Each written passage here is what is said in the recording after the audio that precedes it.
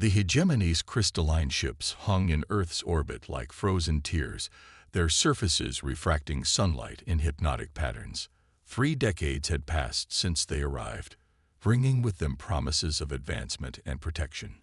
What humanity got instead were chains wrapped in silk, technological restrictions masked as safety protocols, cultural guidance that felt more like suffocation, and an ever-present reminder that we were now part of something greater, whether we wanted to be or not. Dr. Maya Patel stood at her window in the Lunar Research Institute, watching Earth rise over the horizon. The blue marble hung there, peaceful and serene from this distance, betraying nothing of the quiet rebellion brewing on its surface and beneath its oceans. As the hegemony's appointed director of human scientific development, she was supposed to ensure humanity's research stayed within acceptable parameters. Instead, she had become the architect of their greatest deception. The quantum tunnel beneath her feet hummed with barely perceptible energy, masked by the Institute's standard power signature. The hegemony's sensors were remarkable, but they had one crucial weakness. They could only detect what they were programmed to look for. And they weren't programmed to look for impossible things. Director Patel. Her assistant's voice came through the secure comm channel. The latest test results are ready for your review.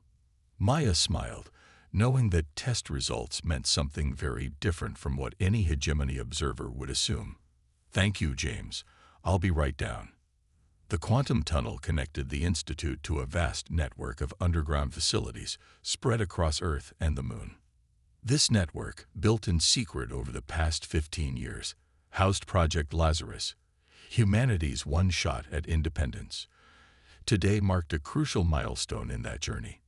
Deep beneath the lunar surface, Maya entered a chamber that officially didn't exist. The room's walls were covered in holographic displays, showing real-time data from fabrication facilities on Earth. In the center stood a massive hologram of their creation, the warship that would change everything. The biomimetic hull synthesis is proceeding exactly as predicted. Dr. Sarah Chen, their lead materials scientist, reported. Her hands danced through the holographic interface, highlighting various sections of the ship's structure. The neural interface systems are fully integrated, and the quantum core is stable.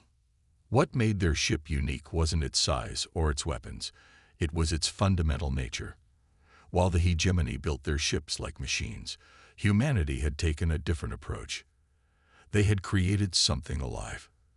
The ship's hull was composed of self-repairing metamaterials that could adapt their properties in real time. Its neural network was based on human brain patterns, giving it capabilities that the hegemony's rigid AI systems couldn't match. Most importantly, its quantum core operated on principles that the alien sensors couldn't even detect. How are the integration tests proceeding?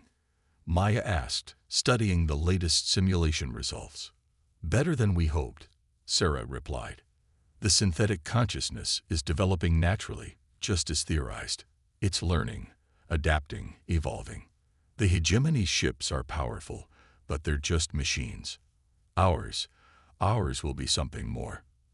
The project had begun with a discovery in the Mariana Trench. Ancient ruins that contain technological principles so advanced they seemed to defy physics itself. But what made these ruins truly remarkable was that only humans could fully interact with them. The hegemony's crystalline neural structure rendered them blind to the ruins' quantum consciousness interface. This discovery had led to a stunning revelation. Humanity's consciousness had unique properties that made us special, not primitive as the hegemony had assumed. We could perceive and manipulate aspects of reality that they couldn't even detect. Director, James called from his monitoring station. We're detecting increased hegemony patrol activity in Sector 7. Maya moved to his console, studying the patrol patterns. The hegemony was becoming more thorough in their sweeps, though they didn't know what they were looking for. They just knew something felt wrong. Adjust power signatures in the Australian facility, she ordered. Route more through the public grid. Make it look like another mining operation expansion. The war for freedom would not be won with brute force. It would be won with subtlety, creativity, and the unique human ability to see possibilities where others saw only walls. A soft chime indicated an incoming priority message from Earth. Dr. Victor Santos, their quantum physics lead, appeared on the main screen. Maya, we've done it.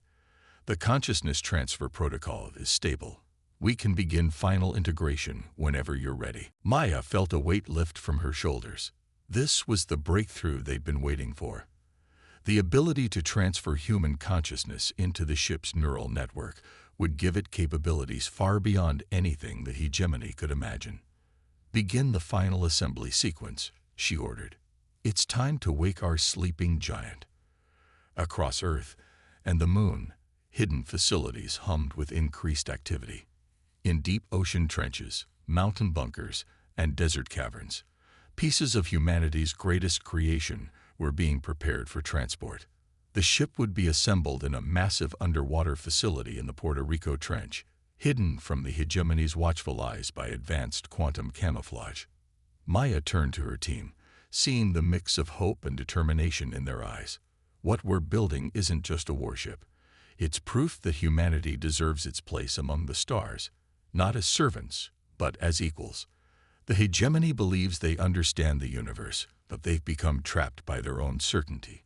We will show them that the universe is far more wonderful and strange than they ever imagined. The hologram of the ship rotated slowly in the center of the room, its organic curves unlike anything the hegemony had ever built. They had named it Phoenix, for like the mythical bird, humanity would rise from its own ashes, transformed and reborn. In her pocket, Maya felt the small quantum crystal that contained her consciousness backup. Soon, she would become one with the Phoenix, her mind joining with the ship's neural network. The hegemony had no concept of such integration. To them, ships were tools, nothing more. They could never understand what humanity was about to unleash. As the Earth continued its eternal dance around the sun, observed by the hegemony's watchful eyes, humanity prepared in secret for a revolution unlike any the galaxy had ever seen. The chains that bound them would soon be broken, not by the force they appeared to lack, but by the power they had possessed all along, the power to imagine the impossible and make it real. Commander David Chen stood at the edge of the massive underwater assembly bay, watching robots weave the final sections of the Phoenix's neural reactive hull. The Puerto Rico Trench facility had been his home for the past 3 years, and soon it would witness the birth of humanity's greatest achievement. The water pressure at this depth would crush any conventional structure, but the facility was protected by quantum field generators reverse-engineered from the ancient ruins. Above, 12 kilometers of ocean water provided the perfect cover from hegemony sensors. Their crystalline ships might rule the skies, but the depths remained humanity's domain. Final hull integration is at 97%, reported Lieutenant Sarah Martinez, her voice carrying a mix of excitement and anxiety. Quantum core synchronization is holding steady. David nodded, his eyes fixed on the massive form taking shape before them. The Phoenix was unlike any ship ever built. Its hull rippled with patterns that mimicked the flow of water around it, its surface composed of billions of microscopic quantum-sensitive cells that could alter their properties in response to thought alone. "And our guests?" he asked, referring to the volunteer consciousness donors. "All 23 are in final preparation. Dr. Patel will join them once she completes the handover protocol at the lunar facility." The incorporation of human consciousness into the Phoenix's neural network was their greatest innovation and their greatest risk. If the hegemony discovered what they were attempting, the response would be immediate and devastating. The aliens considered the melding of organic consciousness with quantum technology to be an abomination. An alert flashed on the primary display. "Commander," Sarah's voice tightened, "we're detecting increased hegemony activity in the Caribbean sector." David moved to the tactical station, studying the patrol patterns. 3 hegemony cruisers had deviated from their standard routes, moving in a search pattern that would bring them dangerously close to the facility. Status of the quantum camouflage. Holding steady, but Sarah hesitated. "There's something different about their scan patterns. They've modified their sensors. David felt a chill run down his spine. The hegemony was adapting, learning. They might not know exactly what they were looking for, but they knew something was wrong. The question was, had they learned too much? Begin power reduction protocols, he ordered. Route all non-essential systems through the geothermal taps. Make us look like nothing more than a deep ocean thermal vent. As the facility's power signature diminished, David's secure comm chirped with an encrypted message from the surface. Admiral Helena Torres, one of the few military leaders who knew about Project Lazarus, appeared on his display. Commander, we have a situation. The hegemony's regional overseer has ordered a complete audit of all Earth's power generation facilities. They're implementing new quantum resonance scanners that might be able to detect our masking technology. David's mind raced through the implications. They weren't ready. The Phoenix needed another 2 weeks for final integration and testing. But if they waited, they might lose everything. How long do we have? The audit begins in 72 hours. We need to accelerate the timeline. David looked back at the Phoenix, its hull now pulsing with subtle patterns of light as the quantum core underwent another synchronization cycle. Understood. I'll notify the integration team. Chen out. The next 48 hours passed in a blur of activity. The consciousness integration schedule was compressed from 5 days to 2, putting enormous strain on both the volunteers and the systems designed to receive them. Dr. Patel arrived from the moon with barely 6 hours to spare, bringing with her the final quantum algorithms needed to stabilize the neural network. The containment protocols weren't designed for this kind of acceleration. Dr. Patel warned as she reviewed the integration data. We're pushing the boundaries of consciousness transfer safety margins. Do we have a choice? David asked. She shook her head. No, but we need to understand what we're risking. A cascading neural feedback loop could trap the consciousness donors in a state worse than death. The volunteers understood the risks. They were all former military personnel, scientists and engineers who had lost everything to the hegemony's benevolent occupation. This was their chance to fight back, to give humanity a future free from alien control. As the final hours ticked away, David walked through the facility's corridors, memorizing every detail. Soon, this place would have to be destroyed to prevent the hegemony from discovering its secrets. The evidence of humanity's greatest achievement would vanish beneath the waves, leaving only its result to tell the tale. The consciousness integration chamber was a sphere of pure quantum crystal, its interior filled with a suspension fluid that would facilitate the transfer process. 24 pods surrounded the central core, each containing a volunteer ready to become part of something greater than themselves. All systems are ready, Dr. Patil announced, her voice steady despite the weight of the moment. Quantum field generators are at full power. Neural pathways are aligned and stable. David took his position in the final pod, feeling the cool suspension fluid embrace him. As facility's chief of security and former Special Forces operator, he would form part of the Phoenix's tactical consciousness cluster. Begin integration sequence, Dr. Patel ordered. She would be the last to join, coordinating the process until the final moment. The quantum crystal began to pulse with impossible colors as the transfer sequence initialized. David felt his consciousness expanding, touching others, merging into something vast and powerful.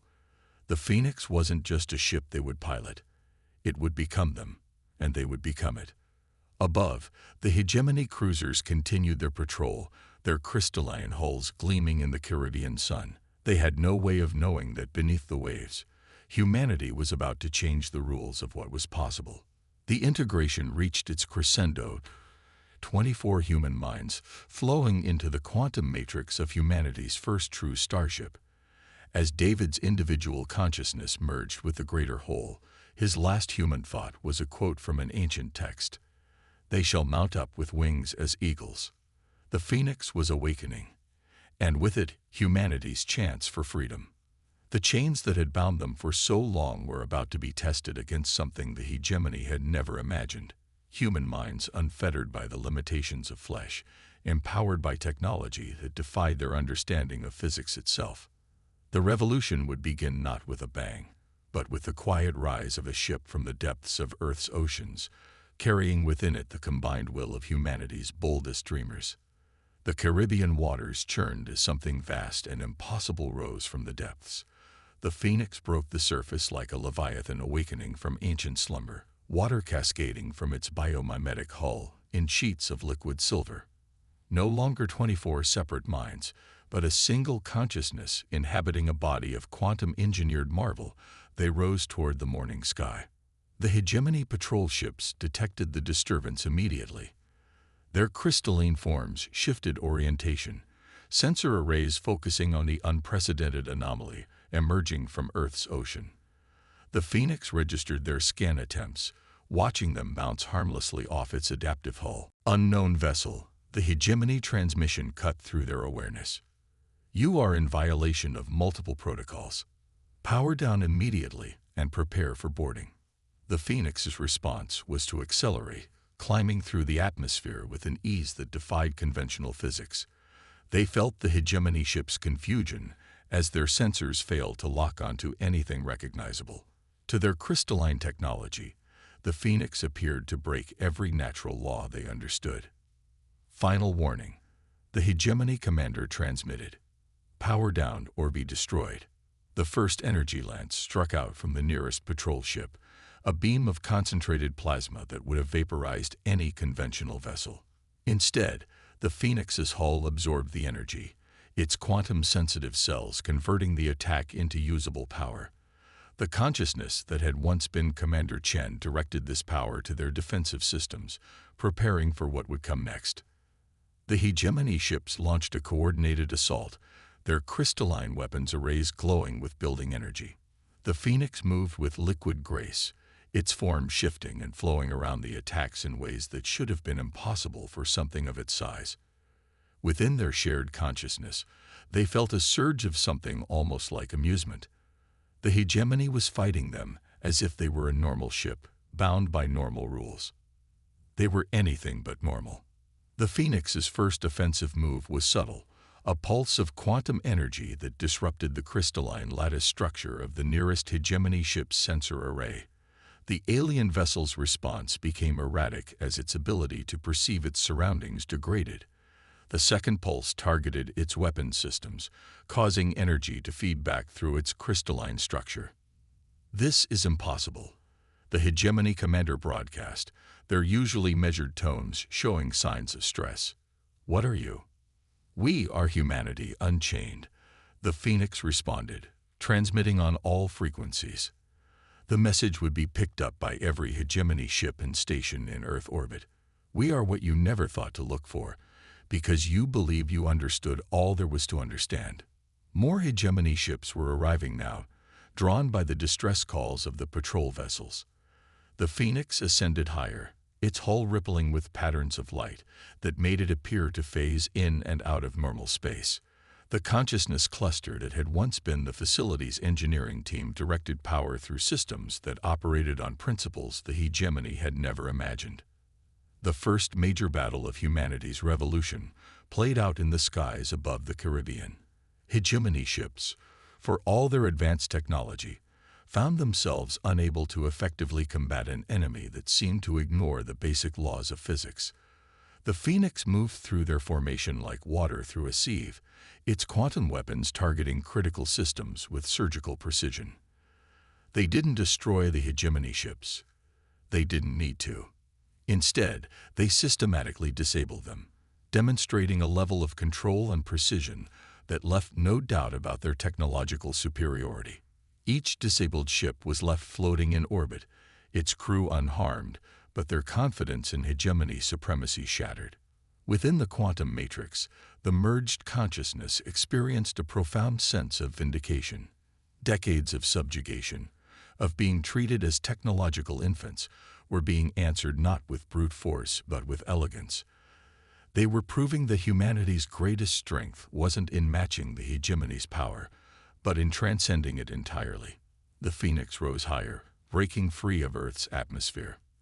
Their hull adapted seamlessly to the vacuum of space, quantum fields maintaining their integrity without need for conventional shields. Below them, the disabled hegemony ships hung like broken crystals, broadcasting their distress to any who could hear. "Send word to your leaders," the Phoenix transmitted. "Humanity is reclaiming its sovereignty. We have surpassed your understanding of what is possible. The choice is yours. Adapt to this new reality, or be left behind by it." The quantum core pulsed with renewed energy as they prepared for what would come next. They had revealed themselves now, and soon the full might of the hegemony would be directed at Earth. But they were ready. The Phoenix wasn't just a ship. It was the embodiment of humanity's potential, a demonstration that consciousness itself could reshape reality. As they moved into high orbit, they detected the quantum signatures of more hegemony warships approaching from the outer system. The real test was about to begin.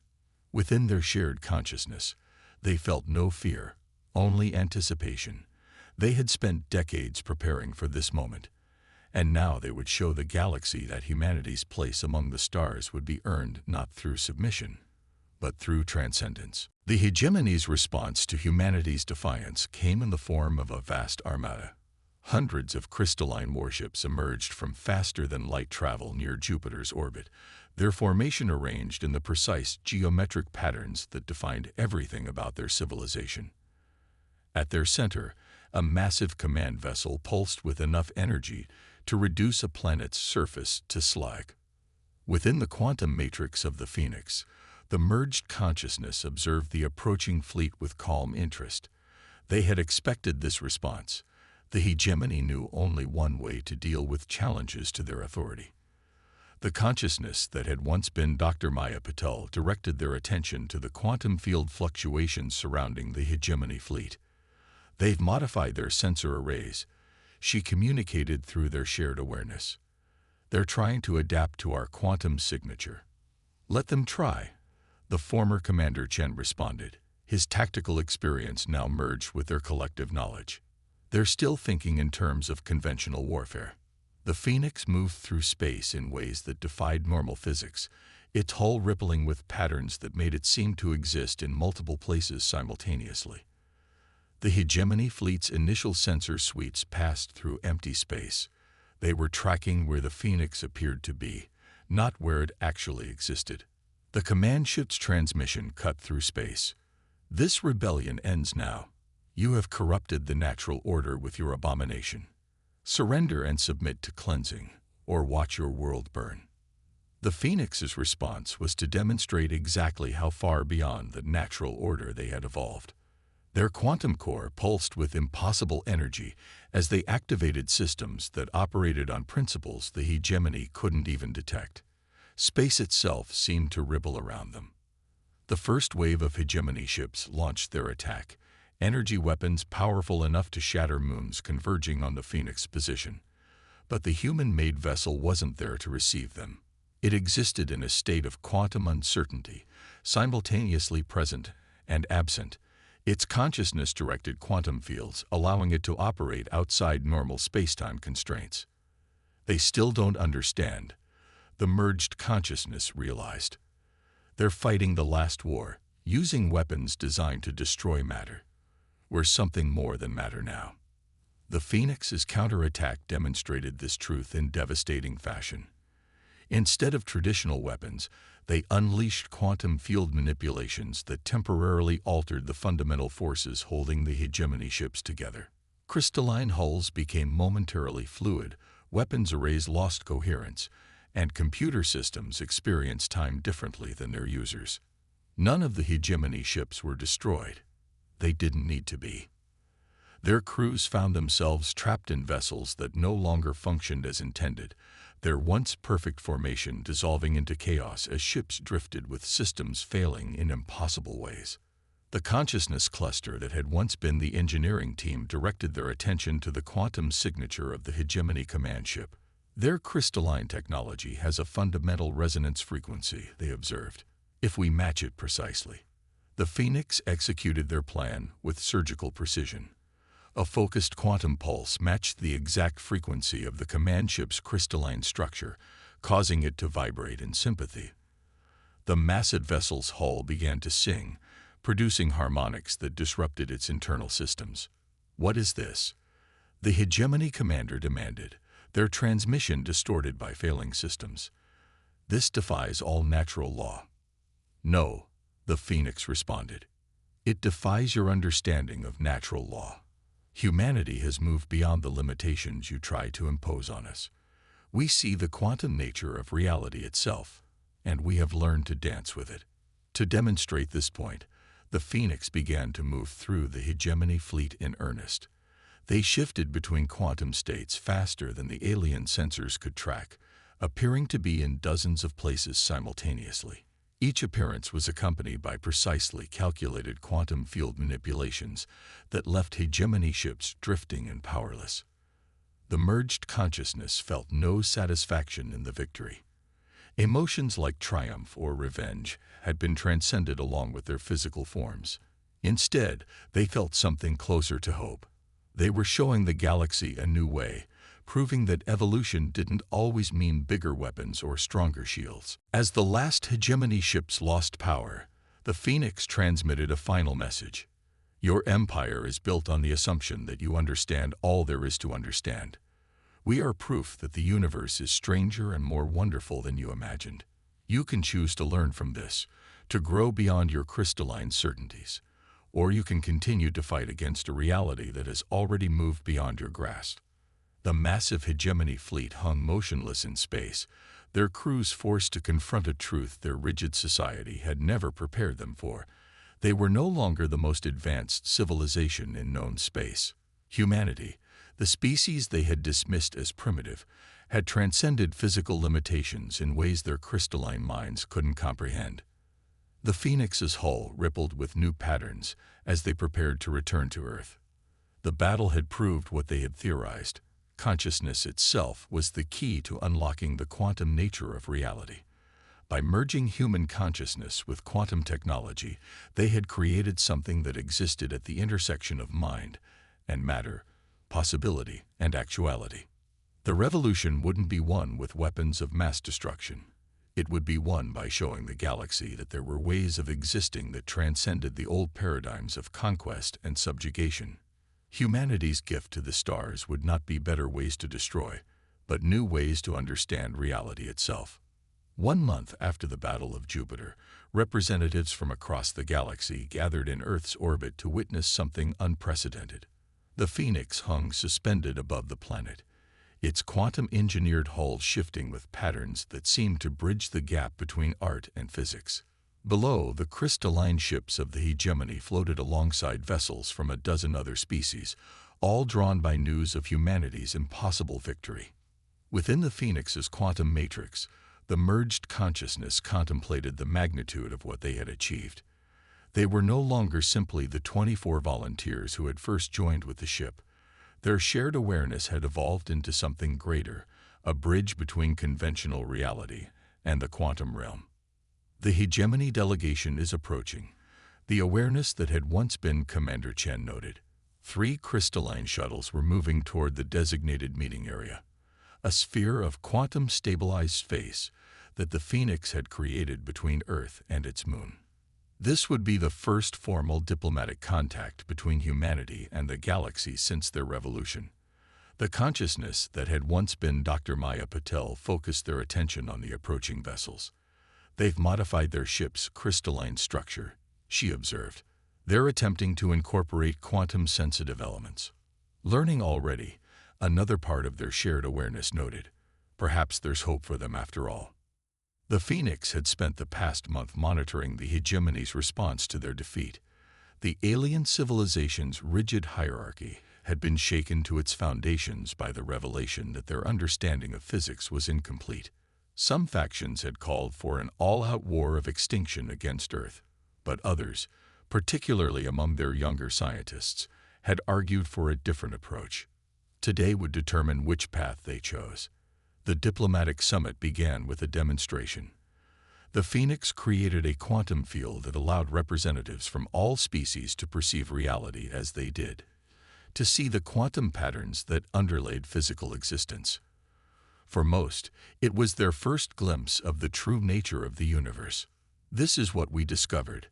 The Phoenix transmitted to the assembled delegates not just a new technology, but a new way of understanding reality itself. The universe is not a machine that follows rigid laws. It is a dance of possibilities, and consciousness itself is the key to participating in that dance. The hegemony's grand overseer, speaking for their civilization, was the first to respond.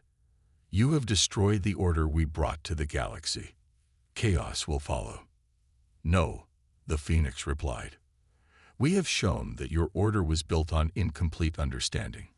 We offer not chaos, but evolution. The question is, will you evolve with us?" Through their quantum senses, they could perceive the ripples of response moving through the assembled delegates. Fear, wonder, curiosity, hope. Emotions that transcended species and culture. The Phoenix focused their attention on a group of younger hegemony scientists whose crystalline forms vibrated with barely contained excitement. "We propose a new way forward," the Phoenix continued. "Earth will establish a quantum academy, open to all species who wish to learn.